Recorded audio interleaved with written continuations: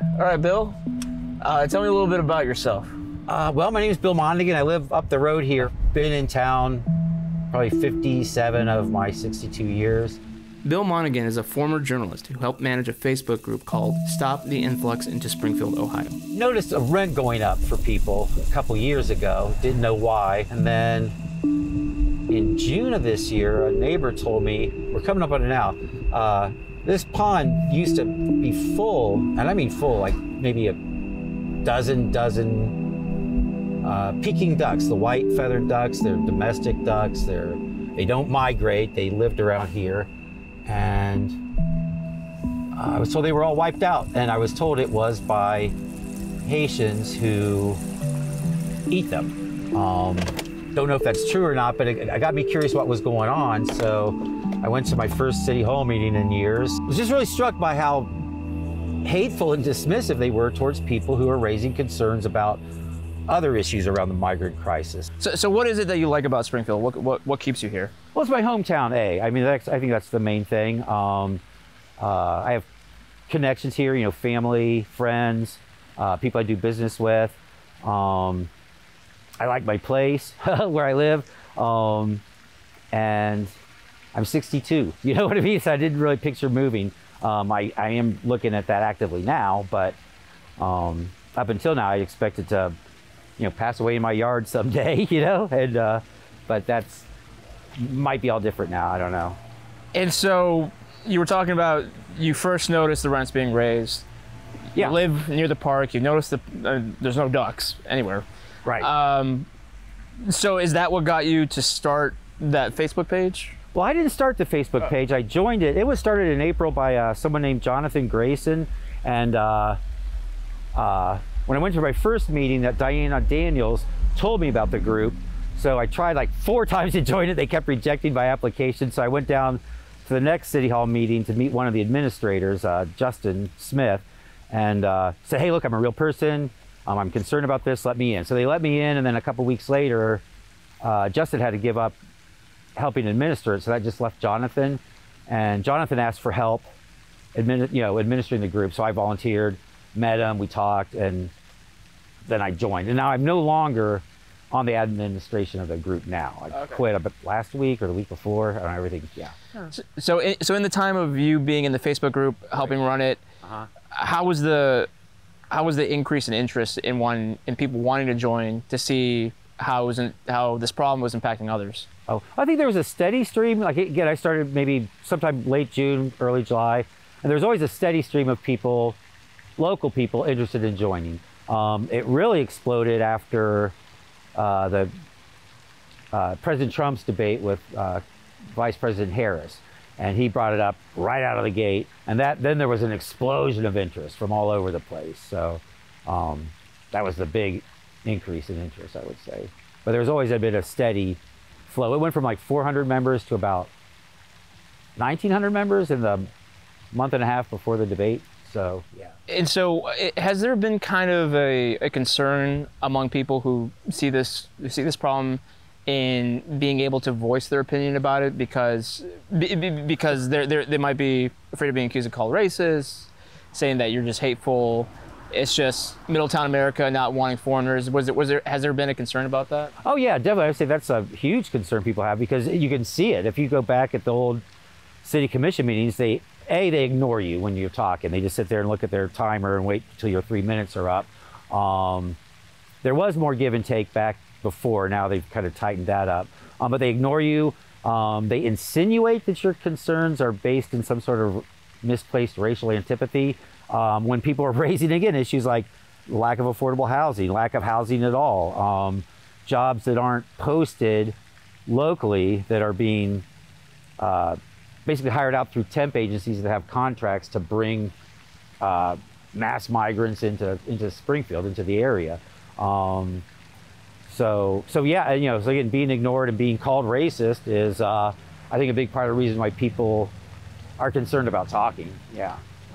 And so, is there a big financial motivation on the city to kind of keep this level of migration to continue? Because as you were saying, they're ignoring people's concerns, but they're still moving ahead with trying to accommodate everybody, accommodate all the Haitians. Right. And so that kind of speaks to, well, then is there a financial aspect to this? When we talk about the issues, they pretend they're not real issues, and they go on Fox and say, oh yeah, we're having trouble with our police being overwhelmed, our EMT services being overwhelmed, our public health services being overwhelmed, rents skyrocketing, people losing their homes as landlords basically boot people out to bring in migrants who they can rent, cots to rather than whole apartments.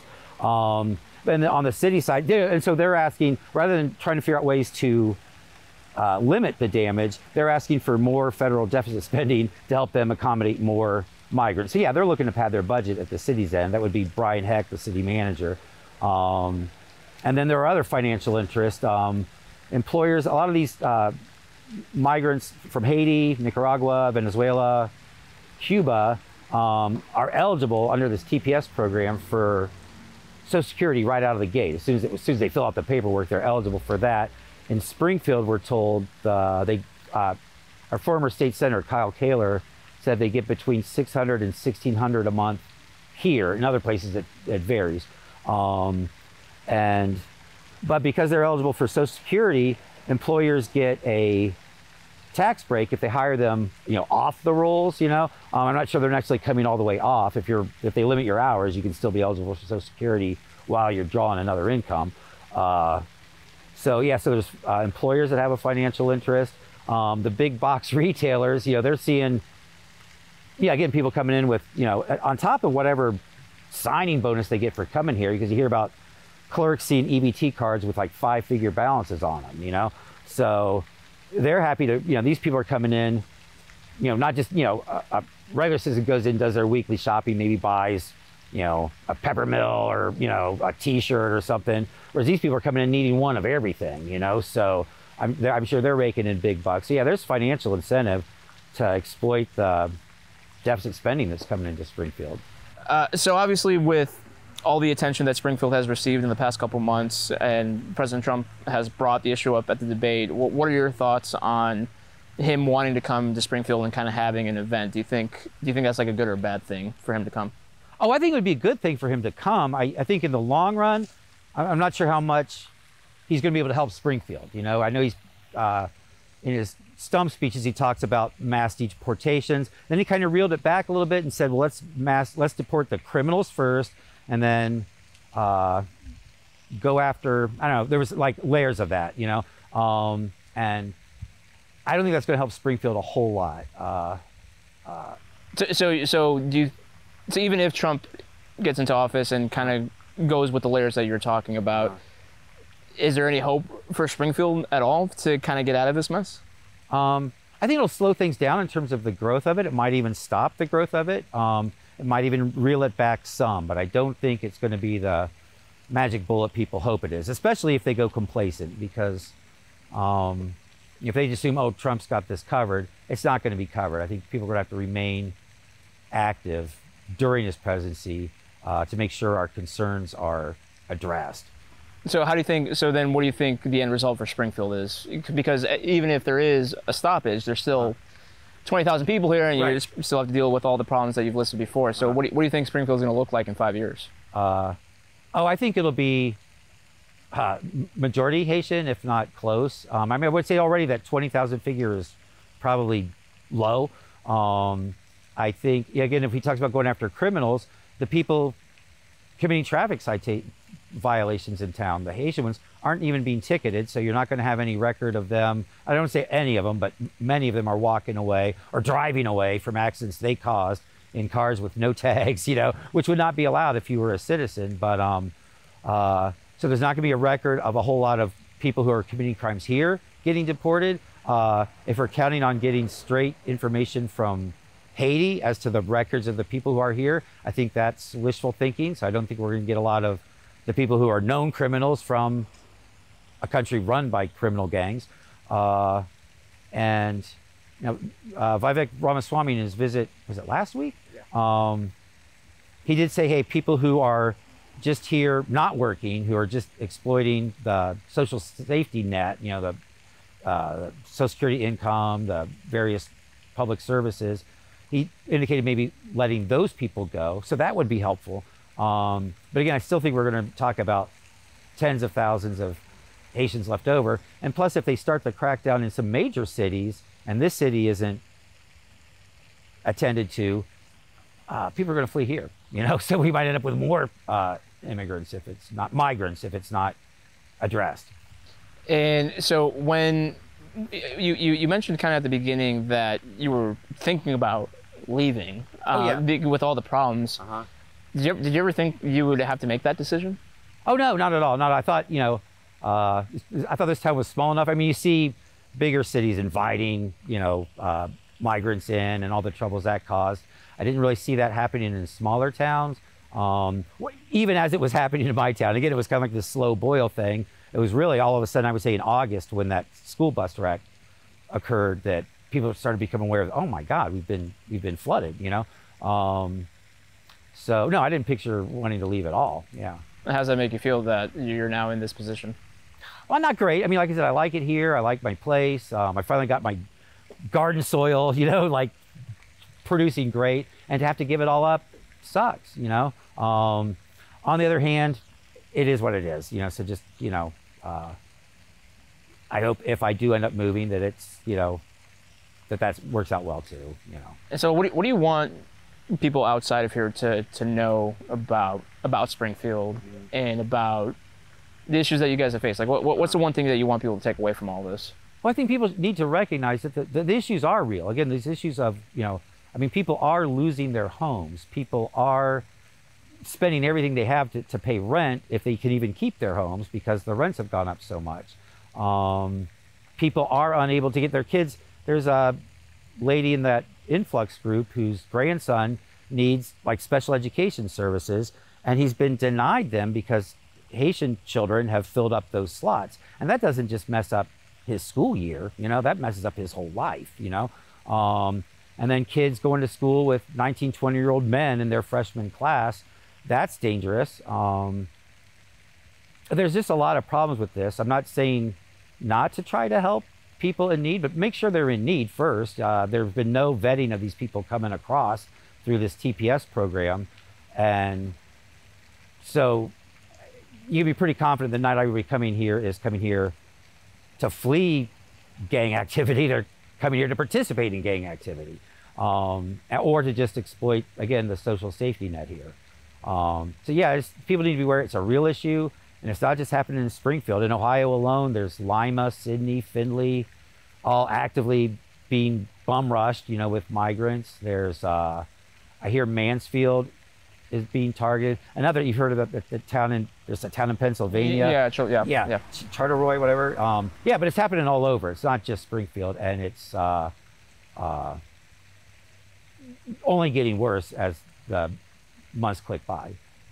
So if you had a warning to other communities, whether big or small, that kind of might be next on the list to send thousands of people in a short amount of time, what would you tell them? Well, first I would look and find out how long those plans have been in motion and who all is behind it. Here in Springfield, again, we didn't become really aware of this until this year, or last year. A lot of people were picking up on it last year. But this has been in the works since at least 2014, you know, with the city declaring itself a welcoming city for mass migrants. And the people who helped push that through, like Pastor Carl Ruby, they have big money behind them. So there's big money behind this. A lot of employers want to take advantage of that cheap labor. So to me, this battle was lost before we knew we were even in one, you know. So I would say find out if it's been in the works for a while. If so, a tactical retreat might be in order. If you're catching it early, you're going to want to make sure you have local officials who are going to do their best to prevent their city from being targeted for mass migration.